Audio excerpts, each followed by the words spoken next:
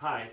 We are discussing the changing role of the CFO, and that has been the purpose of all the research we've done, is to figure out how the CFO is going from an inside-out perspective to also include an outside-in perspective, or a role from internal control to also become a business driver. Why is this changing now? Well, the main purpose is obviously that the financial supply chain, the flow of money in the supply chain from the customers and backwards to the last supplier. And there's how do we allocate credit and funding and financial risks optimal there.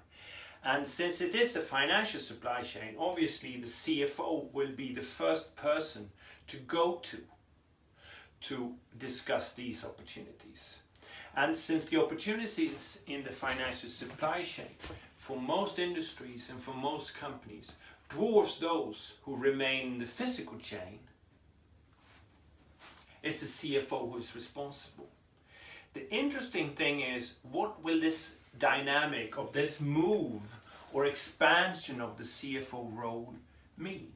Because here we already have a marketing person, a business development person, the CEO is focused on this, you have all sales and business unit areas focusing on this.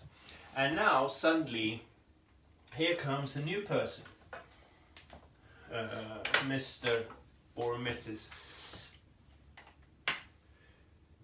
CFO, and they who are very happy to join. However, here the CFO has been alone and running this domain together with his or her direct reports. Now the CFO takes leap into the core business, into the outside-in perspective. So the question now is, which we will follow very closely in our research for our next book and our workshops, is how will this dynamic develop?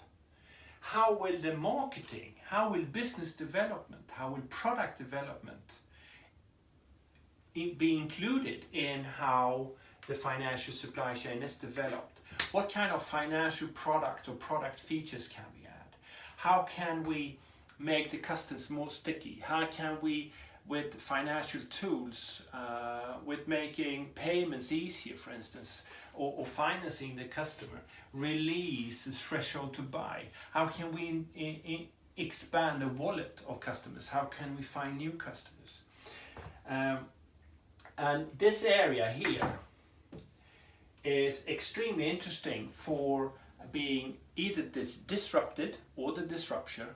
There's no middle ground. So how well a company managing the outside-in perspective in a financial features and offerings to the customers can be the difference between being disrupted or disrupting an industry. And we are discussing this in the book Finance Unleashed, and we're also discussing it in our workshops. It will be very interesting to see how this unravels. Thank you.